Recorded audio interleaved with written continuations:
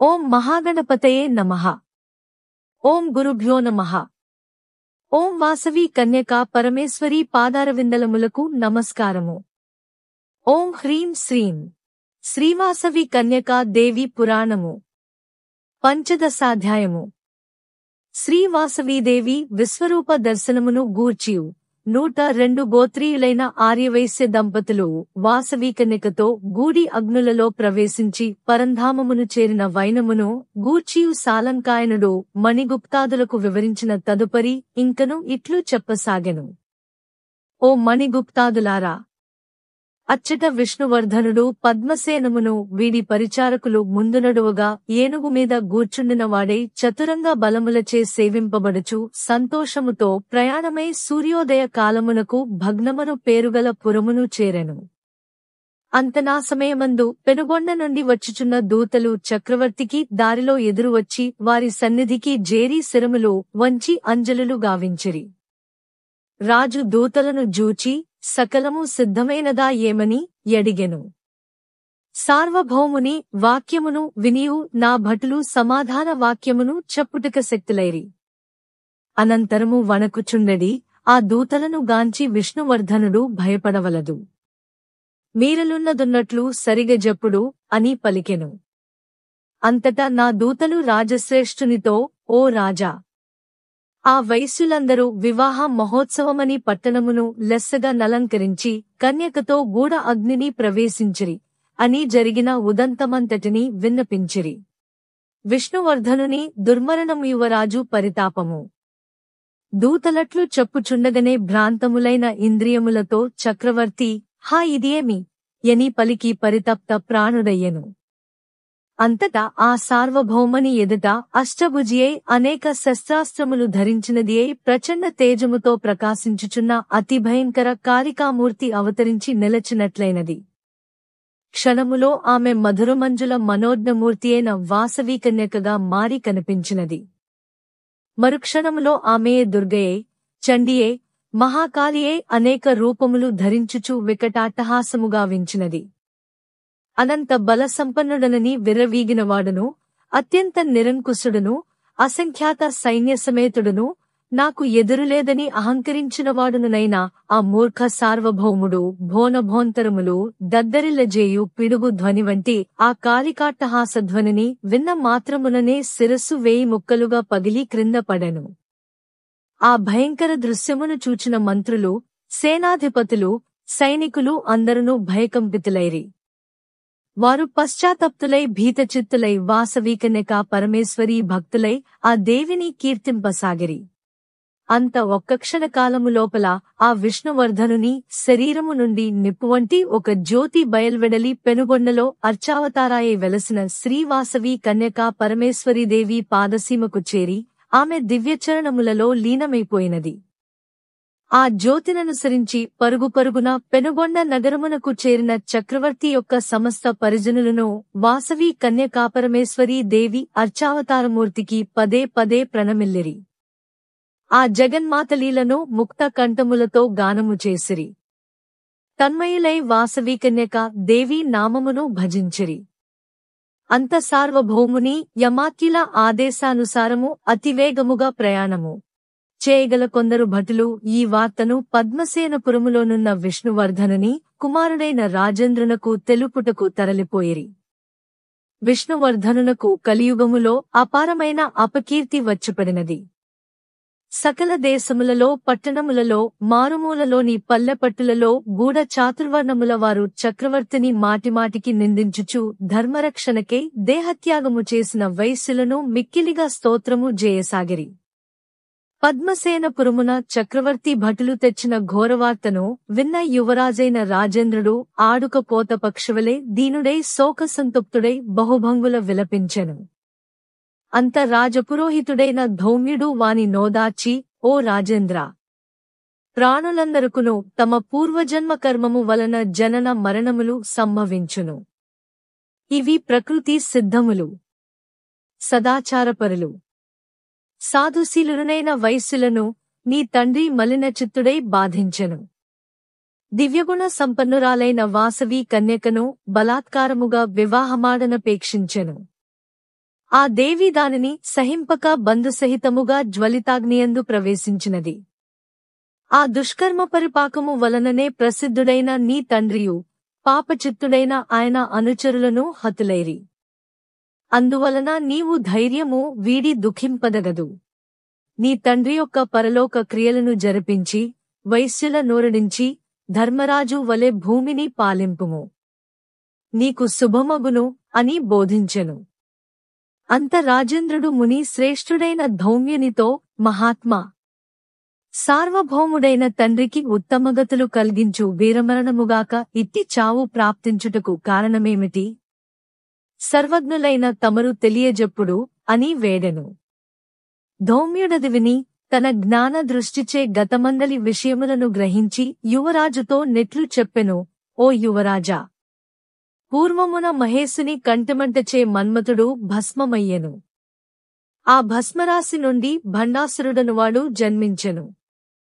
అతడు లోకములను పీడించుచుండగా దేవతల ప్రార్థన మేరకు ఆదిపరాశక్తి లలితామహాదేవియే ఆరక్కసుని సంహరించెను. ఆ అసురుడు తన అంత్యకాలమును దేవిని సన్నిధి ప్రసాదింపుమని అర్థించెను. అంతనాదేవి, ఓయి, నీవు కలియుగమున విష్ణువర్ధనుడను పేర భువియందు జన్మించి శాపోపహతుడవై మృతుడవైన స్థానమును పొందగలవని పలికి అనుగ్రహించెను.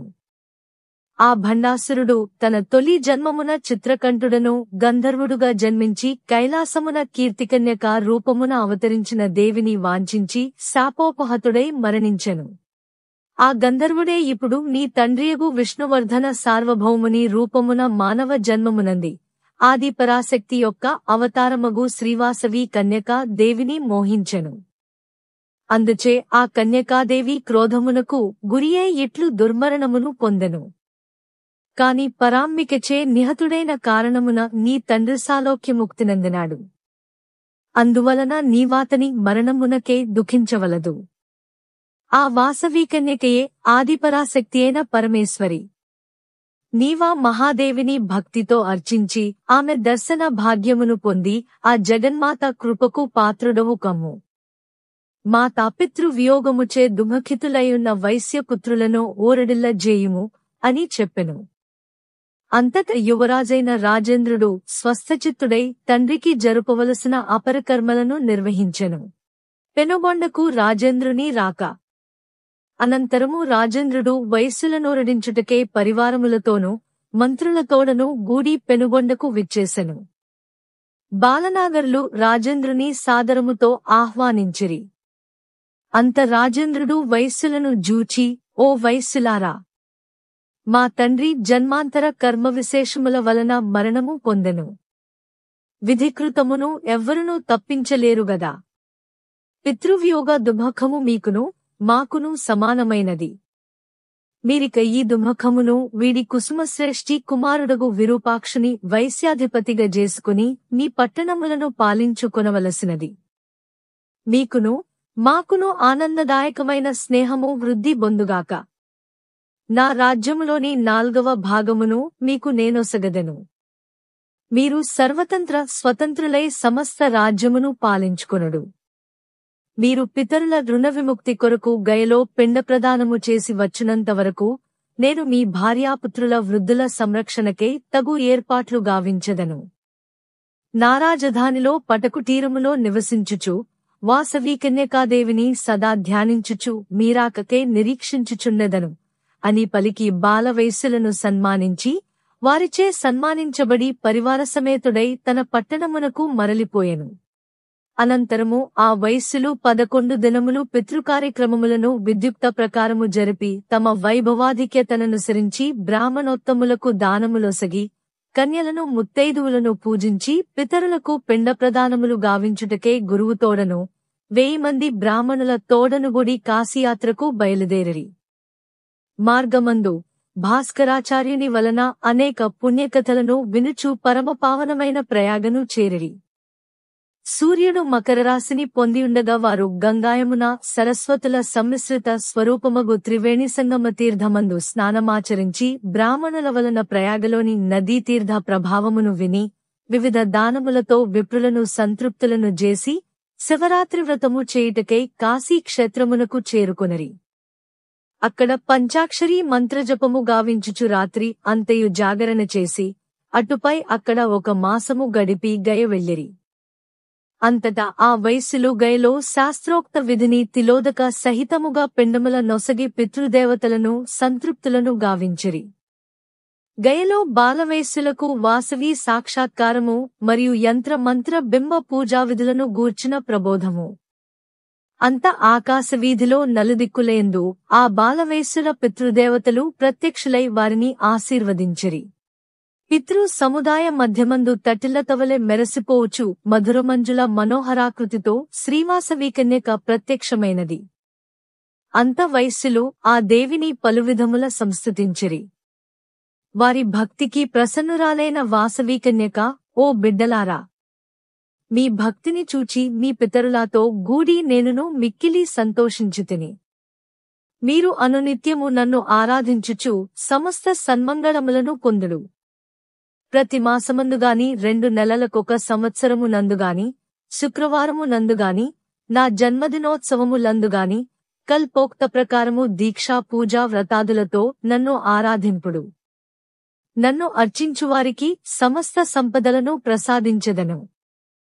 పరిశుద్ధ చరిత్ర గల్గినవియు పితృవంశమును చక్కగా తెలుపునవియు ప్రసిద్ధములైనవియునైన గోత్ర ప్రవరాదులను తెలసికొని వంశాభివృద్ధి కొరకే సంబంధ బాంధవ్యములను చేసుకొనుడు. మీకిపుడిక నా దివ్యమంత్ర బీజాదులను గూర్చి చెప్పుచున్నాను, సావధానులై వినుడు. ఓ భక్తవరులారా, ఓం అను ప్రణవ బీజము తరువాత హ్రీం అను మాయా బీజాక్షరమును, అటుపై వాగ్భవ బీజాక్షరమును, ఆపై కమలాసన్ బీజాక్షరమును, అనంతరము చంద్ర బీజాక్షరమును, ఆపైన అమృత బీజాక్షరమును ఉంచి అటుపై శ్రీవాసవి కన్యకాపరమేశ్వరి శ్రేయందేహి అను 16 అక్షరములను కూర్చి తదుపరి పూజా సమయములో నమః కు బదులు స్వాహ అను అక్షరద్వయమును చేర్చి మొత్తము ఈ 24 అక్షరములను కూర్చినచో అది నా మంత్రరాజమగును. ఈ శ్రేష్ఠ మంత్రమును జపించువారికి సర్వసంపదలు, సత్సంతాన భాగ్యము మరియు అంతమున మోక్షము లభించగలవు. ఈ మంత్రములోని తొలి బీజాక్షర షట్కమునకు శ్రీవాసవి కన్యకే మహ్యం సర్వసౌభాగ్యం దేహిదేహి స్వాహ అను 20 అక్షరములను కలిపినచో అది సర్వోత్తమైన 26 అక్షరముల పారాయణ మంత్రము కాగలదు. ఈ మంత్రజపము వలన అనంత పుణ్యము లభించగలదు. ఈ నా మంత్రములకు సంబంధించిన అంగన్యాసకరన్యాసాది విధులను ఛందోర్షి, ప్రాణ, శక్తి కీలకాదులను భాస్కరాచార్యుడు మీకు వివరముగా తెలియజేయగలడు. ఇక నా పూజాక్రమమును చెప్పుచున్నాను వినుడు. వివాహ వ్రతయజ్ఞాదులలో జరుగు మంటపారాధనములందు నన్ను కలశ రూపమునను, దేవ్యాలయములలో విగ్రహ రూపమును పూజించవలెను. కలశమందు నేను క్షణిక యనియు, బేరములలో, విగ్రహములలో నిత్య యనియు చెప్పబడుచున్నాను. శ్రీచక్ర సమానమై యంత్రదశాంగసముపేతమై బిందు, త్రికోణ, అష్టకోణ, దశకోణ, సప్తదళ, అష్టదళ, చతుర్దశరకోణ, షోడశదళ చక్రములతోనూ భూపురములతోనూ నొప్పుచు నవావరణములతో కూడినదియు చతుర్విధ సమైక్యతలతో విలసిల్లునదియునైన నా యంత్రరాజమును స్థాపించి దానిపై లెస్సగా నా మూర్తిని దేవాలయాదులందు ప్రతిష్ఠించవలెను. నాడు అగ్నిప్రవేశ సమయమున నేను అర్చావతారనై వెలసి భక్తులకు దర్శనమిచ్చిన దివ్యరూపముతో పరమమంగళకరమైన నా మూర్తిని రూపొందించి ఆలయమునందు స్థాపించుట ఉత్తమోత్తమము. అటుగాకున్న ద్విభుజమగు నా భవ్యరూపముతో గాని నా అవతార జీవితకాలమున నేను ప్రదర్శించియుండిన అలౌకిక రూపములలో నేదోయొక రూపముతో గాని నా విగ్రహమును తయారు చేయించి నా ఆలయములలో ప్రతిష్ఠించనగును. అట్లు స్థాపించి పూజించిన వారికి సదాసమస్త సముద్దులను ప్రదానము చేయుదును. గణేశ్వరుడు, క్షేత్రపాలికలు, ఆధారాధ్యసన శక్తులు, ద్వారశక్తులు, అష్టసిద్ధులు, ఇంద్రాది అష్టదిక్పాలకులు, సూర్యాది నవగ్రహములు, పరాశక్తినైన నా యొక్క షోడశకళాదేవతలు, అష్టదుర్గలు, సప్తమాతృకలు, ప్రసిద్ధములనైన చతుర్ధ రూపములు, వాణీ విధాతలు, కోనకమల జనార్దనులు, లక్ష్మీనారాయణులు, గౌరీనగరేశ్వరులు నా పురమందలి నవావరణములలో పూజింపదగిన అంగోపాంగ దేవతలయే యున్నారు. నన్ను శ్రీ సూక్త విధనమున విద్యుక్తముగా పూజించవలెను. ఓ పుత్రులారా, శేషించిన పూజా విధానమును ఋషిశ్రేష్ఠుడైన ఈ భాస్కరాచార్యుడు చెప్పగలడు. నా శ్రేష్టమగు మంత్రమును సదా జపించుడు. అందువలన మీరు సర్వఫలములను పొందగలరు. ఓ బిడ్డలారా, భక్తియుక్తమైన మీ చిత్తశుద్ధికి సంతోషించుతిని. ఒక వరమును కోరుకునుడు అని పలికినది. అంతటా ఆ వైశ్యులు, ఓ తల్లి, పెనుగొండ పట్టణమునందెల్లప్పుడూ నీ ప్రత్యక్ష దర్శన భాగ్యము మాకు కలిగింపుము అని కోరుకొనిరి. అంతనా వాసవీదేవి నా దర్శనము మీకు 9 రాత్రులు కాగలదని చెప్పి దేవతాసముదాయము చేతను సిద్ధసమూహము చేతను సేవింపబడుచు సింహవాహనము నధిరోహించినదే అంతర్ధానమైనది. వాసవీదేవి అంతర్ధానమైన పిదప ఆ వైశ్యశ్రేష్ఠులందరూ గయ నుండి బయలుదేరి నైమిసారణ్య పుణ్యక్షేత్రమునకు చేరిరి. అక్కడ జగత్ప్రభుడైన గదాధరస్వామి నుపాసించుచున్న పుండరీకుడను మహర్షిని చూచి నమస్కరించి, ఓ మునిశ్రేష్ఠ, గదాధరుడైన విష్ణుదేవుని మహాత్మ్యము గూర్చి మా పితామహుల చేత కొలదిగా చెప్పబడినది. సర్వజ్ఞుడవైన నీవు ఆ విషయమును విస్తరించి చెప్పవలసినదిగా ప్రార్థించుచున్నాము అని వేడుకొనిరి. అంత పుండరీకుడు, ఓ వైశ్యోత్తములారా, ఆదిశక్తియు యోగమాయా కన్యయునైన పరాంబిక ద్వాపరయుగమున నందుడను వైశ్యుని ఎంట శ్రీకృష్ణదేవుని సహోదరియే అవతరించినది. ఆ మహాదేవియే ఇప్పుడు మరల మీ కులమందు వాసవి కన్యకాదేవియై బుట్టి ధర్మమును సంరక్షించినది. మీ కుల ప్రశస్తి ఇంతటి ఘనమైనది. మీ కులగురువైన భాస్కరాచార్యుడు సర్వజ్ఞుడు, సమస్తమును తెలిసినవాడు. అయినను నన్ను గొప్పజేసి గదాధర మహత్వమును తెలుపుడని కోరుచున్నాడు. మీ ఆదరాభిమానములకు ధన్యవాదములు. సావధాన చిత్తులై వినుడు. పూర్వము బ్రహ్మ మానసపుత్రుడైన సనత్కుమారుడు మార్కండేయ మహర్షికి శ్రోతస్మార్త కర్మకాండలవనికి చెందియున్నవో అట్టి గదాధరదేవుని మహాత్మ్యమును వినిపించెను. శ్రీ మహావిష్ణువు పితృరూపముతోనూ దేవరూపముతోనూ సర్వశ్రాతస్మార్త కర్మజాలముల ఆహుతులను అనుభవించుచున్నాడు.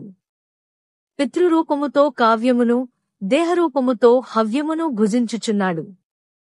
ఆ దేవునకు యజ్ఞాదులందు ఇచ్చు హవ్యము కంటే శ్రాద్ధదులందిచ్చు కావ్యము, పిండ ప్రదానము మిక్కిలి ప్రీతికరమైనది. దానములు, హోమములు చేయకపోయినను పిండ ప్రదానము చేత శ్రీహరిని శ్రాద్ధవిధితో సంతోషపరచవలెను. చేయకూడని కార్యము చేసినేనను సరే, పిండ ప్రదానాది అతిథి పూజలతో విష్ణువును సంతోషపరచువాడు అక్షయమైన ఫలమును పొందగలడని పెద్దలు చెప్పిరి. కావున ఏమైనను సరే శ్రాద్ధ దినమును విడిచిపెట్టకూడదు. హరిప్రీతికరమైన శ్రాద్ధమును తప్పక చేయవలెను. తేజస్సంపన్నులైన మీరు శ్రద్ధతో శ్రాద్ధము చేయుడు. ఎవడీ రహస్య విషయమును వినునో అతడు సర్వపాప విముక్తుడౌను అని గదాధర మహాత్మ్యమును పుండరీక మహర్షి వైశ్యులకు తెలియజేసెను. అంత నా వైశ్యులున ఆ ఋషికి కృతజ్ఞతాభివందనములు గావించి అతనుండి తరలిపోయిరి. వైశ్యులందరును మరల కాశీపట్టణమునకు పోయిరి. నియతాత్ములైన పితరులకు హితము చేయవలనన్న కోర్కెతో తమ నగరమునందు శివలింగమును ప్రతిష్ఠించనిర్ణయించుకుని అనేక శివలింగములను సేకరించుకుని అన్నపూర్ణ విశ్వేశ్వరులకు ప్రణామములాచరించి కాలభైరవుని ఆజ్ఞగొని తమ పట్టణమునకు తిరుగు ప్రయాణము సాగించిరి. పుణ్యారణ్యములను, పర్వతశ్రేష్టములను, పుణ్యదేశములను, తీర్థములను సేవించుచు పద్మసేన పట్టణమునకు వచ్చిరి. అక్కడ విష్ణువర్ధన సార్వభౌముని కుమారుడైన రాజేంద్రభూపతి రాజోద్యానములో మనోజ్ఞమైన పటకుటీరములో వాసవీదేవి అనుగ్రహమును కోరి నియమనిష్టలతో ఆ దేవిని ధ్యానించుచు వసించుచుండెను. కాశీ నుండి వచ్చిన వైశ్యులందరూ గంగతీర్థపు కావిళ్లతో గూడా ఆ నగరమున ప్రవేశించిరి. ఆ కావిళ్లను మోసుకుని వచ్చినవారు గంగకావిళ్లవారు అను పేరుతో ప్రసిద్ధులైరి. వారు వంశపారంపర్యముగా వైశ్యుల చేత పోషింపబడునట్లు కట్టడి గావించబడెను. చారుల వలన వైశ్యుల రాకను గూర్చి విన్న రాజేంద్రుడు సంతోషాంతరంగుడై బంధుమిత్రులతోనూ మంత్రి పురోహితులతోనూ వైశ్యులకెదిరేగి వారి క్షేమ సమాచారములనడిగి తన నెలవునకాహ్వానించి తెచ్చెను. రాజేంద్రుడు విరూపాక్షుని ఆలింగనము చేసుకుని, ఓ మహావీరా! మీరు వచ్చువరకు నేను ఒక పూట మాత్రమే నీరసాన్నమును భుజించుచు భూసేనమును గావించుచు శ్రీవాసవీదేవి ధ్యాన నిమగ్నుడనే ఈ పటకుటీరములో వ్రతదీక్షతోనున్నాను. మీ పుణ్యదర్శనము వలన పరిశుద్ధుడనైనాను అని స్నేహార్ద్రహృదయముతో పలికెను. మహారాజు యొక్క మధురవచనములు విన్న విరూపాక్షాదులు ఆనంద మగ్నమానసులై, ఓ రాజేంద్ర! సమస్త లోకమునకు రాజు పాలకుడును తల్లియు తండ్రియు నగుచున్నాడు. సర్వజనుల వర్ణాశ్రమాచారధర్మములను కాపాడుట వలన రాజు పాలకుడగుచున్నాడు. లోకమునకు జీవనోపాయములను చూపుట వలన అతడు తల్లియని చెప్పబడుచున్నాడు. అగ్ని వలన, దొంగ వలన, దుష్టుల వలన, శత్రువుల వలన బాధలు రాకుండా తన బిడ్డలను కాపాడినట్లు రాజు ప్రజలను కాపాడువాడు గనుక తండ్రిగా చెప్పబడుచున్నాడు. ఈ విధముగా ప్రజలను రంజింపజేయుట వలన రాజు సార్థక నాముడగుచున్నాడు. ప్రభూ, నిన్ను జూచి మేము కృతార్థులమైనాము అని పలికిరి. అనంతరము రాజేంద్రుని కోరిక మేరకు ఆ వైశ్యులందరూ పద్మసేన పురములోనే ఆ రాత్రి విశ్రాంతి తీసుకొనిరి. ఇతి పంచదశాధ్యాయము సమాప్తం. జై వాసవి.